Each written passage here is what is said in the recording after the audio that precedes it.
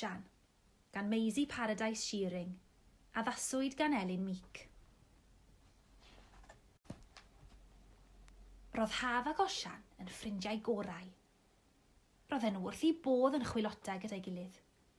Bydden nhw wrthi o fore gwyn tan nos yn mynd ar anturiaethau yn yr ardd. Bydden nhw'n cael hwyl a hanner gyda'i gilydd. Bydden nhw'n ffrio weithiau ac yn pwdi. Ond bydden nhw'n ffrindiau eto mewn dim o dro. Un prynhawn dioglyd, meddai Haf. Dwi'n meddwl y dylen ni fynd i weld y dref o'r Osian. Rhaid bod llond y lle o anturiaethau newydd i ni yno. Doedd Osian ddim yn gwybod beth i'w ddweud. Roedd e'n gwybod bod rhai pobl yn ofni'n adrodd. Hyd yn oed rhai fel fe, o ddim yn beryglus. Felly, doedd erioed wedi mentro ymhellach na'i gartref neu'r ardd. Roedd Osian yn gweld sut roedd Gareth drws nesa'n syllu arno dros y ffens, a sut roedd y posman yn rhoi ei lythyrau drwy'r drws. Os mai dyma sut oedd dau berson yn teimlo amdano, beth fyddai tref gyfan yn ei feddwl tybed? Paid â phoeni, Osian, meddai Haf. Rwyt ti'n arbennig. Dim ond pobl ddwl gas fyddai ddim yn hoffi rhywun mor wych a ti. Bant â ni. Ond gwelodd Haf ac Osian fod y dref i gyd yn ddwl iawn ac yn eithaf cas mewn gwirionedd. Rhedwch! O cadwch draw o'r caffi. Neidir yw e! Paid edrych! Edrychwch! Sa nôl! Doedd Haf erioed wedi gweld Osian yn edrych mor drist. Roedd hi'n teimlo'n grac iawn am hyn. Sut gallai pobl fod mor gas? Paid â phoeni, Osian. Mae pobl yn ofnus oherwydd dydyn nhw erioed wedi cwrdd â neidir. Dyna i gyd. Dydyn nhw ddim yn adnabod i eto. Beth am fod yn ddewr a rhoi cynnig arall arni? Doedd Osian ddim yn teimlo'n ddewr iawn, ond doedd e ddim eisiau siomi Haf chwaith. Ac felly dyma Haf yn cerdded yn syth i mewn i'r siop agosaf, siop trin gwallt Selwyn.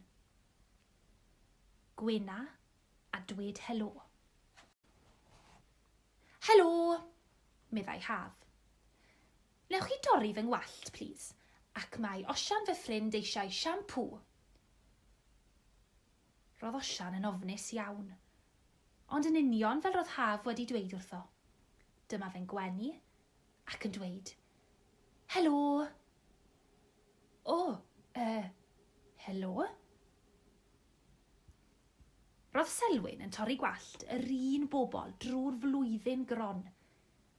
Felly, nad oedd gwallt gan Osian, roedd Selwyn wrth ei fodd yn cael sgwrsio efo rhywun newydd. Roedd Osian yn edrych yn wych ar ôl cael siampŵ hefyd. Dwedodd Selwyn wrth ei cwsmeriaid a'i ffrindiau i gyd, a dwedodd nhw wrth ei ffrindiau hefyd. Nesaf, aeth Haf ac Osian i siop olwynion Sally. Helo, meddai Haf. Hoffwn ni fwrdd sglefrio i mi ac olwynion i Osian os gwelwch chi dda.